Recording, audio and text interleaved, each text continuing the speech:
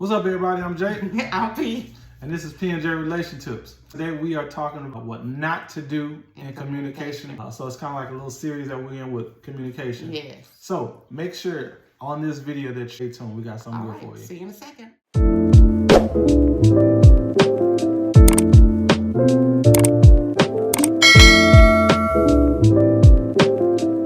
All right, so we are here talking about some things, what not to do with communication.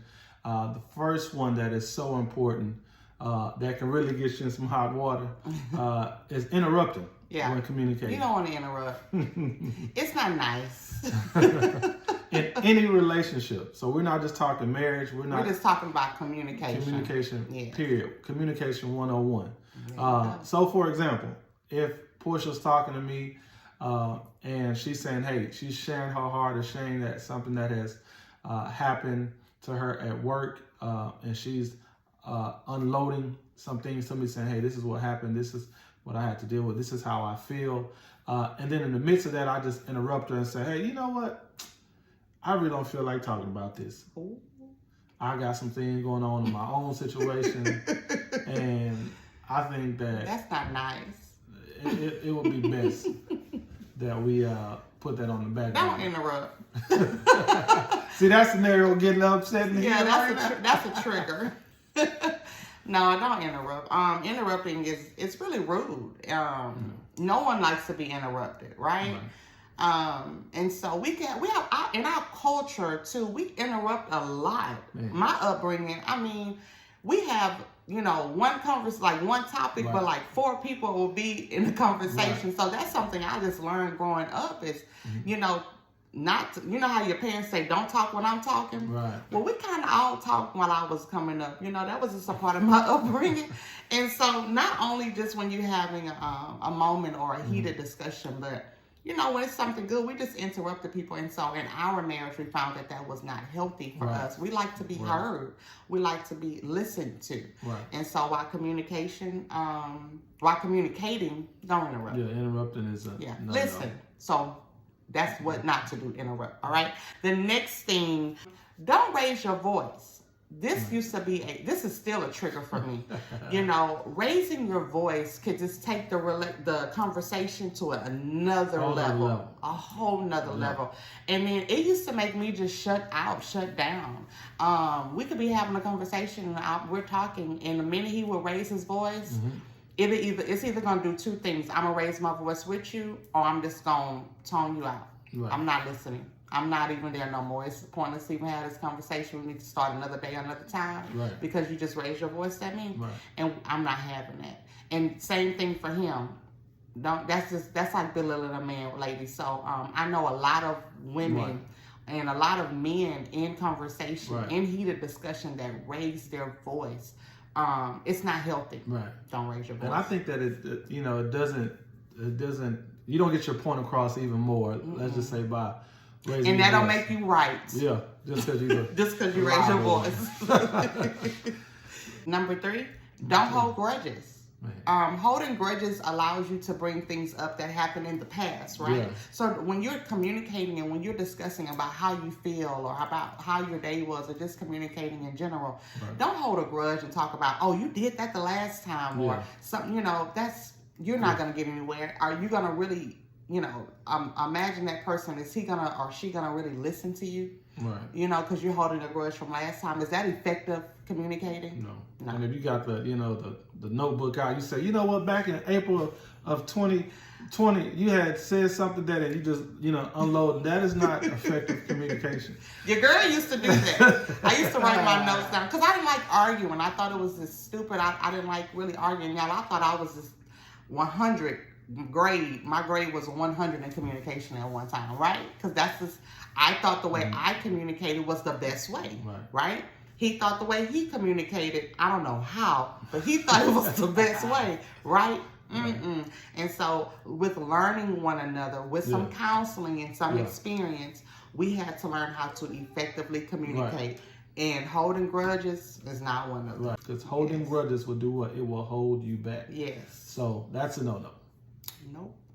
Another tip, or what you're not supposed to do, is when you sweep things under the rug and then rather than hash them out there. So we're just gonna sweep it under the rug. Yeah, I know there's an issue, but we're just gonna worry about this another day. Mm-hmm. Yeah, and so when you sweep those things under the rug, you don't know how much sweeping you have done. Let's just say scenario that you are sweeping dirt under your couch. You just keep sweeping and keep sweeping and keep sweeping.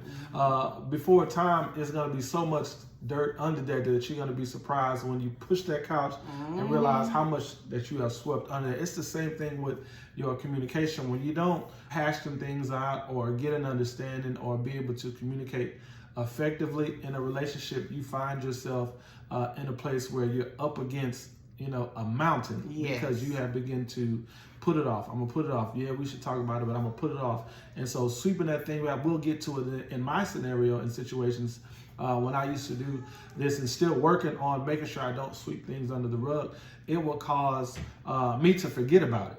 Like I said, okay, we'll go back to it, and then I'm done. But she's still, having it in her brain. And I done wrote it out in my journal. Right, and it's to a point to where I'm thinking everything is fine, everything is good, but we have not, communicated effectively because it's surface level. When you sweep things under the rug, you're not digging deeper, right? Digging deeper. You're just trying to get it out of plain sight. You're trying to clean up without deep cleaning. There you go. And we all know we love a deep clean, right? We love our house to be spick and span and not just neat. That's it.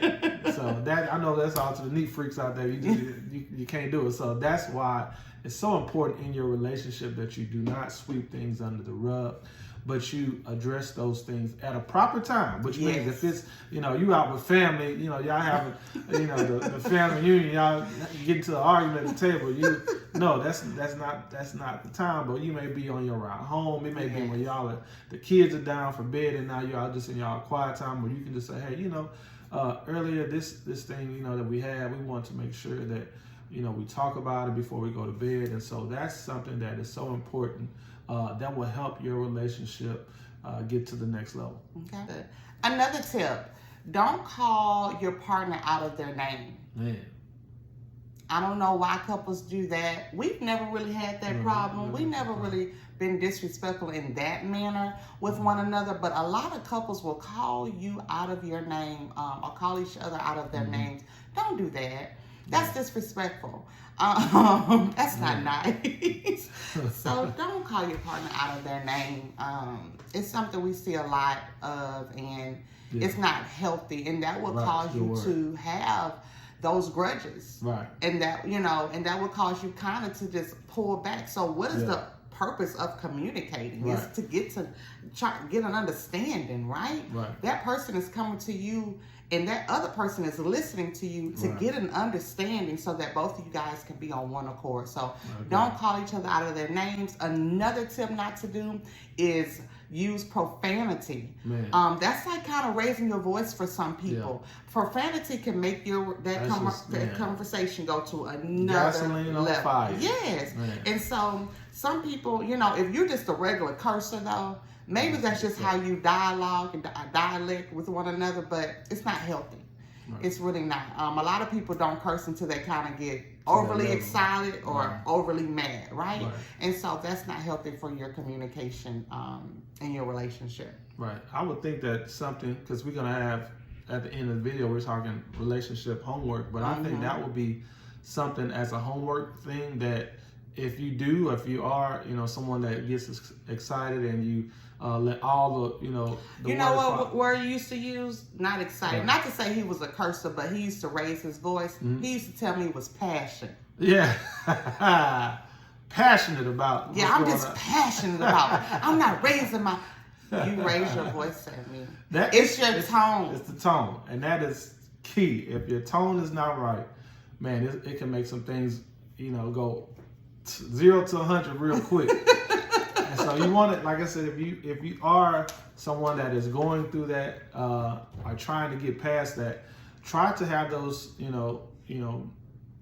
communication or those dialogues, or heated discussions without those words, and see how effective you are. It's tough when your dialect and language is totally different. You don't have those words to rely on. Then you'll really get to some digging deep conversations because you're like, man, okay, I can't really say that. I can't do this. And so I'm going to try to communicate effectively to a way that where there's an understanding. I'm not throwing these words in as a precursor or a filler. Yeah. I'm really getting down to the meat of why do you feel this way, or why we had this argument, or how can we get past this. So that's something that I think is, like you say, that goes hand in hand with tone, raising your voice. Yes, all that. Don't do it. All that. Another don't when trying to communicate effectively. Don't guess or assume your partner's feelings. Or, you know, how do you, well, you just feel that way because of this. Yeah. No, sis, no, bro, don't do that. It's not fair to the person that's coming to you trying to communicate something for you to assume their feelings. Listen to them, all right? So what not to do is don't assume their feelings. Because I know how you feel, and so we don't even have to talk about it. Boom. No. Where's the gasoline at? You're not gonna get nowhere. You know, you're not gonna move forward in your relationship. You're just not. So don't do that. All right, another tip. Where you argue repeatedly over the same subject. That's not healthy either. That's a big don't. Last video was leaving the socks out. You left the socks out last week. Okay, week goes by. You know, 2 weeks ago you left the socks out. 3 weeks ago. Okay, I'm tired of seeing the same sock, and you are arguing over the same thing as if there's no resolution. That's why you have to get an understanding with communication. You're asking, how does it make you feel? What would you like me to do? Is there a way that we can get past this? Is there a way that we can help one another? Help one another, right. You know, come together and see, okay, this is not working, so what will work? Right. You know, asking those questions. So what you do not want to do is argue over the same thing repeatedly. Like, you just don't want to do it. It's a waste of your time, both partners' time. How can you move forward? And so how can you help one another? How can you come together as a couple, as a married couple in your relationship, boyfriend and girlfriend? How can y'all move forward with your communication if you're communicating and arguing about the same thing? Right. So don't do that. That's a big no.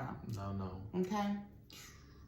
All right, guys. So those are some of the no's or no-nos that you do not want to do when you are communicating in your relationship. You are faced with some things that will cause your relationship to be in a turmoil, an issue. Those are things that you do not want to do. So this week we are starting our new thing, which is homework, relationship homework, to see the growth. We want to hear from you guys how y'all are growing in y'all relationship and marriage. Let's say 2 things that we want you guys to do this week is pick a time with your significant other where you can set a certain amount of time away where you guys can get together and begin to do what? The second part, which is any of those things that we talked about on this video, whether it was interrupting, whether it was sweeping things under the rug, calling your partner out of the name, or you know, acting in a certain way that is not how you're supposed to act, which means you are cursing, you're raising your voice, you are calling them out their name, you're doing certain things that is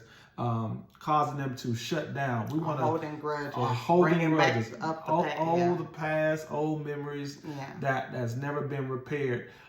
Sit down with your significant other and see what those things are, what things that you are having issues with. Write them down and begin to have a plan. How can we get past that? What are some things, you know, at that situation? How did it make you feel? How would you like to move forward? That way, how can you change what you're actually doing right now, you know, to make your marriage or relationship better. Right, because it's going to take practice. It's going to take practice. I can't promise you, Portia can't promise you that, hey, I'm going to do these things and then all of a sudden it's great. No. And so, I'm sorry to interrupt you, babe, but that's why it's good, he said, to come up with a day, y'all, just to come up with one day out of the 7 days out of the week. It's worth it. Come up with a time, schedule a date out of your week to come in together and talk to one another about this. Practicing communication really is what you're doing. This is the #1 reason for divorce still in America. And so we want you guys to just, you know, build that foundation, and wherever you are in your relationship, this is just a good place to start, you know, with communication. And so pick a day be very strategic. Pick a day, pick a time, come together, no distractions, no interruptions, and let's just get this homework done, get this practicing started, and you're going to move forward. Right. Yeah. It is. And like I said, we try to provide the value for you guys, and it's going to work because it's worked for us. It's worked for other couples. We've seen it work in other couples' lives. So we're here to help you guys get to that next level in your relationship. Yeah. All right. So make sure you like, comment, and subscribe. Let us know in the comments what you're doing, how your homework was. Be ready for some growth in your marriage. All right. See you guys later. Bye.